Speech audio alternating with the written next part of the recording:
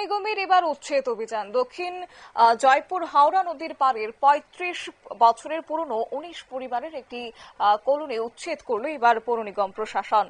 আজ সকাল থেকে এই অভিযান শুরু করে দেয় প্রশাসনের আধিকারিকরা এবং স্মার্ট সিটি প্রকল্পের অঙ্গ হিসেবে হাওড়া নদীর বাঁধ নির্মাণের কাজ শুরু করেছে রাজ্য সরকার। সেই মোতাবেক কাজও শুরু হয়। তবে এই অস্থায়ী কলোনির জন্য মাঝপথে বন্ধ করতে বাধ্য হয় এই কলোনির জন্য। এবং জানা গেছে এরপর প্রশাসনের পক্ষ থেকে ২ বার নোটিশ দেওয়া হয়েছে তাদের নদীর বাঁধ দখল মুক্ত করে দেওয়ার জন্য।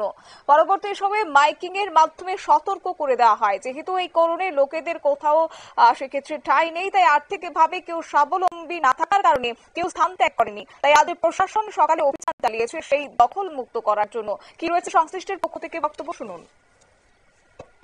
ওখানে বান্ধের কাজ আছে, আমরা কইছি একটু খুলিয়া দেওয়ার লেগে আমরাও বলছি, প্লাস মিলিসিপিটির লোকে আমরা প্রচন্ড হেল্প করছি। মিলিসিপিটির লোকে প্রচন্ড হেল্প করে আতাতে আমরা একটা জিনিস করাই দিছে, একটা জিনিসও তারা গতি করছে না, তারা আমরা প্রচন্ড হেল্প করছে। আর সবাই আমরা কইছে যেখানে গেছি নিশ্চয়ই 100% তোমরা যা আইনগত আছে তোমরা আমরা হেল্প করবো, কিন্তু তোমরা এখান থেকে সরো, তোমরা সেফটি অন্য জায়গাতে তোমরা জিনিসটা শিফটিং করে রাখো, কষ্ট করে থাকো। আর আমরা এমন হেমত নাই বলে এখান তুইটা গিয়া বলে মনে করেন বলে কখনো এমন হেমত বলে ভাত খামো জানি বলে ভাতের চালও নেই, ঠিক আছে।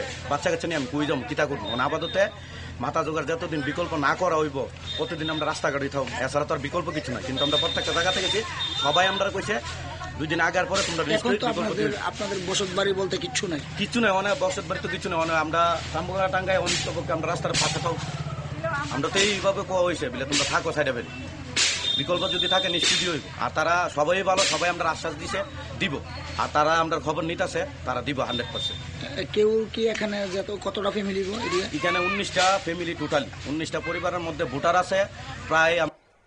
আপনারা শুনলেন উচ্ছেদ হওয়া সেই পরিবারের গুলির মধ্যে একজনের বক্তব্য, এবং তারা বললেন যে পৌর নিগম প্রশাসন যেহেতু সাহায্য করছে এবং তাদের আশ্বাস দিয়েছে যে অনতিবিলম্বে তাদের বিকল্প ব্যবস্থা করে দেওয়া হবে, আপাতত অস্থায়ীভাবে তাদের মাথা গোঁজার ঠাঁই তাদের করার জন্য। এমনই তারা আস্থা রেখেছে এবার পৌর নিগমের প্রশাসনের উপর। নিয়ে নিচ্ছে ছোট্ট একটি বিজ্ঞাপন বিরতি, সঙ্গে থাকুন।